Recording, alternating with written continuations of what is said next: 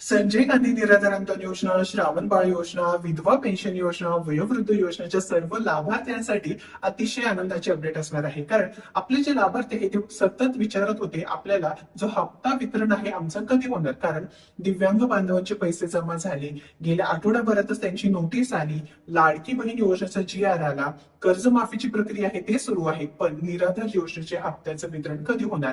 तर तुमच्यासाठी अतिशय उपयुक्त माहिती असणार आहे. कारण ही जी ऑफिशियल वेबसाईट आहे त्यावरती नोटीस आली आहे. ती नोटीस काय आहे आपण लगेच 2 मिनिटात बघून घेऊया.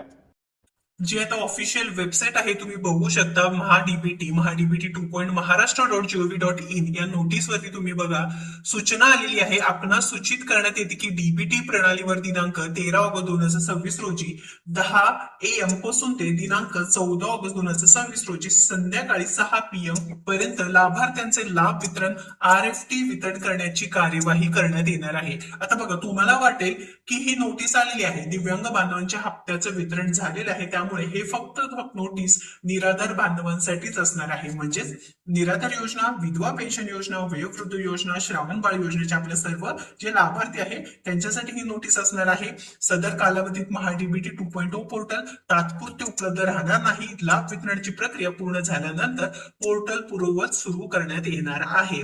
तर खूप दिवसांपासून आपण जे वाट पाहत होतो आता आनंदाची अपडेट असणार आहे. मग तुमचा पुढील प्रश्न असणार आहे 13-14 तारखेला जे वितरण आहे म्हणजेच काय की लाभार्थ्यांचं लाभ वितरण RFT किंवा जे काही वितरण करण्याची कार्यवाही ते करण्यात येत आहे, मग नेमकं आमच्या खात्यामध्ये पैसे कधी जमा होतील. हे बघा लाभार्थी मित्रांनो, 13-14 तारखेला हे काम झाल्यानंतर लगेच 15 तारखेला तुमच्या खात्यामध्ये हप्त्याचं वितरण होऊ शकतं किंवा परत सोमवारपर्यंत लाभार्थ्यांच्या खात्यामध्ये 1,500 रुपये येणार आहे. म्हणजे 17 तारखेला. आता तुम्ही म्हणाल 15 ऑगस्टला सुट्टी असती, मग पण ही ऑलरेडी कामं सुरू झालेली आहेत. म्हणजे 13-14 तारखेला ऑलरेडी ही कामं सुरू झालेली आहेत, त्यामुळे तुमच्या खात्यामध्ये पैसे येण्यास कोणतीही अडचण येणार नाही. त्यामुळे माझ्या मते तरी जसं लाडकी बहीण योजनेला याआधी सुद्धा 26 जानेवारीला हप्त्याचं वितरण झालं होतं, तसेच आता उशीर करू नका. कारण निराधार बांधव अनेक दिवसांपासून वाट बघत आहेत आणि हा फक्त हप्ता जुलै महिन्याचा असणार आहे. जुलै ऑगस्ट महिन्याचे पैसे एकत्रितपणे 3,000 रुपये देणे गरजेचं होतं, कारण ऑलरेडी खूप उशीर झालेला आहे